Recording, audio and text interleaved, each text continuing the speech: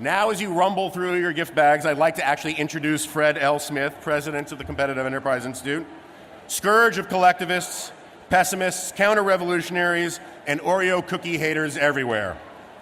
Fred, thank you very much.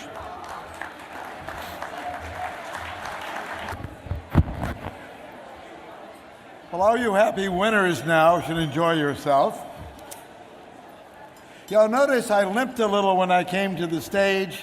I'm a little older. I've been to a knee doctor and so on down the line. And the doctor looked down at me, checked out my knee, and said, "What's a joint like this doing in a guy like you?" It gets better.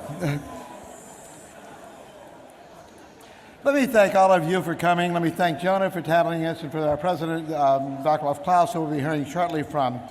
The theme tonight was revolutions, and revolutions are a very, very interesting concept because they can be bloody, they can be peaceful, they can be tyrannical, they can be liberating, they can be physical, or they can be intellectual. The revolution that we, CEI, and I think most of you, aim at is challenging the political correct notions that our chattering class intellectualoid friends talk about. Our revolt is against conventional wisdom, the ossified hierarchies of the past, and the expanding bureaucracies of Washington and the politicized world.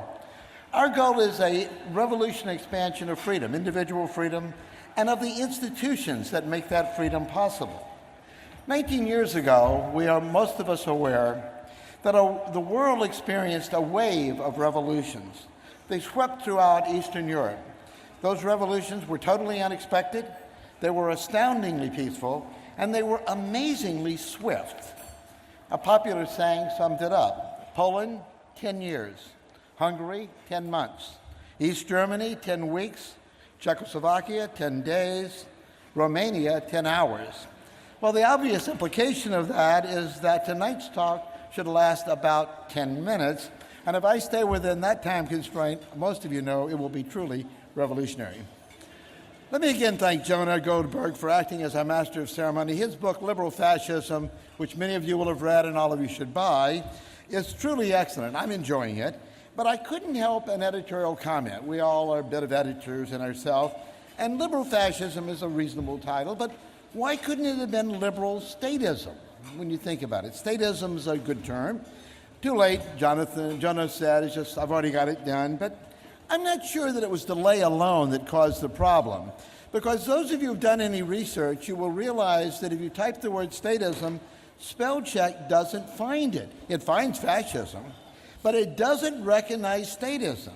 That should surprise every one of us, because anyone who's involved in the software industry should, of all people, recognize the threat the state poses to all technologically innovative industries.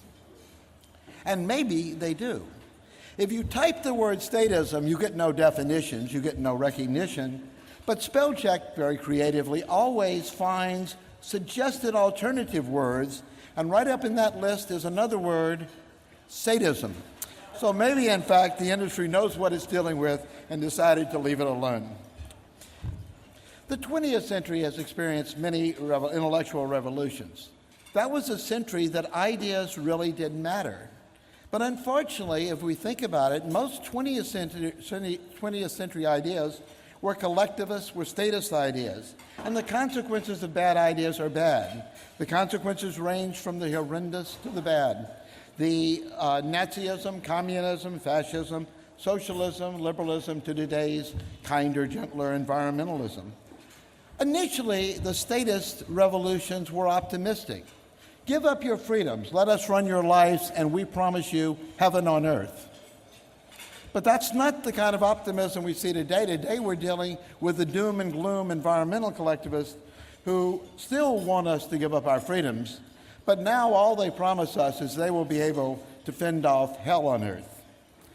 Our challenge is to find a way to mount a different kind of revolution, one that will expand, not shrink our freedoms. As Dickens' well-known words introducing the onset of the French Revolution noted, it was the best of times, it applies today too, it was the best of times, it was the worst of times. It was the age of wisdom, it was the age of foolishness. It was a season of light, it was a season of darkness, the spring of hope, the winter of despair. And think for a moment, where today do we find light? Where do we find darkness? Where do we find hope? Where do we find foolishness? We find the optimistic tones, wherever man is free and where markets are operating, where technologies can prove their own merit on their own skills. And where we look in the realm of government, be it state, national, or God forbid, global government, you find foolishness, darkness, despair, 24/7. Consider the world we live in, the headlines. Globalization has done more to help the world poor than anything in any government aid package in history. But it is global trade that is under attack. It is global government that is on the rise. Technology has opened up new vistas, from nanotech to private space flight. But even as technology advances, government controls, regulations advance even faster, and the rationales for government control grow faster yet. Jonah warns of that in his book. He talks about de Tocqueville's fear of a kind of a benevolent totalitarianism. Government, he points out, is dangerous especially when it enslaves men in the minor details of life, Yet our politicians, the presumed worthy to wear the mantle of our founders, those who posture, who pontificate only a few hundred yards from this hotel, have decided to ban the incandescent electric light. Americans are trusted to vote for their candidates, who we are political leaders, but Americans are no longer free to choose our light bulbs at our hardware stores.